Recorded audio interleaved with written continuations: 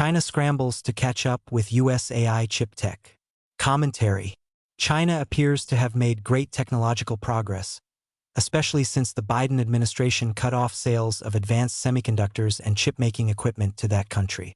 But China's effort to catch up with American technology, both in sophistication and quantity, still falls short. In this most complex of all areas, China still has a long way to go to catch up and still has further to go to realize Chinese leader Xi Jinping's ambition to surpass current American capabilities. In the meantime, US tech innovation is hardly standing still. This Sino-American chip war, as it has been called, began in 2022, when Washington forbade the sale of advanced semiconductors and semiconductor manufacturing equipment to Chinese buyers. In response, Xi tasked Vice Premier Deng Xuexiang to build China-based alternatives to Western sources. Deng established a committee to bring together China's best companies and labs, and to form teams capable of mastering all aspects of the semiconductor supply chain, especially the advanced chips needed for artificial intelligence. That committee has made progress. In large part, it stands behind the huge success of Chinese battery design and production and its ensuing dominance in the design and production of electric vehicles. The effort has also made advances in the crucial area of semiconductors. For example, Huawei Technologies now produces much more sophisticated semiconductors than it did just a short while ago, including those that support aspects of AI. Huawei has also announced that it will soon be able to make state-of-the-art chips without the need for the extreme ultraviolet lithography manufacturing equipment that Washington has denied China. It is largely through these efforts that China has seen its dependence on foreign sources for its semiconductors fall from 90% in 2021 to 60% in 2025, according to the Wall Street Journal. Analysts at Morgan Stanley expect the committee's efforts to reduce China's dependence on foreign sources to 25% over the next 5 years.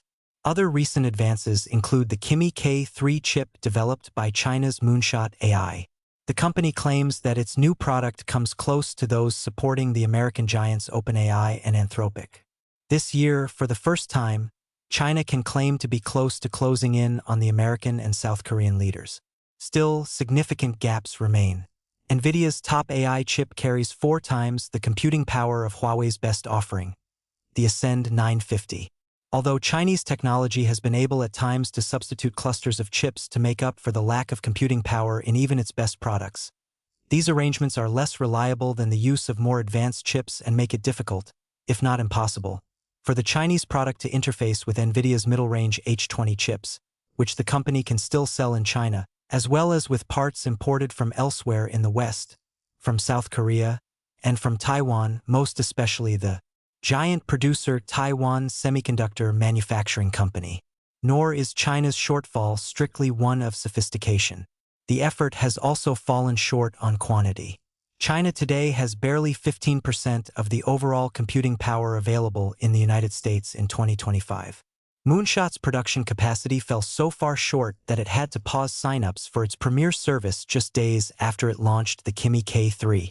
Although overall chip making in China has made strides, rising from 30,000 a month in 2025 to an expected 120,000 this year, it still falls far short of the rest of the world, especially since it only anticipates production of its most advanced chips will run at 62,000 a month. Even the targeted 500,000 chips per month by 2030 would fall far short of today's production levels in America, South Korea, and Taiwan. And because the rest of the world is not standing still, China's challenge, despite the impressive progress to date, remains daunting. After all, the production of semiconductors is not just extremely complex. It is developing at lightning speed. In the words of the Brookings Institution's Kyle Chan, China is effectively trying to catch up with a bullet train. The extent of the challenge is also evident in the financial demands it places on China's otherwise beleaguered economy and financial system. In 2024, early in this effort, Beijing raised the equivalent of some $48 billion for the semiconductor industry. It has become clear that this initial funding, significant though it is far short of what the effort needs. Beijing has accordingly begun to encourage chip companies and AI startups to raise capital privately and abroad.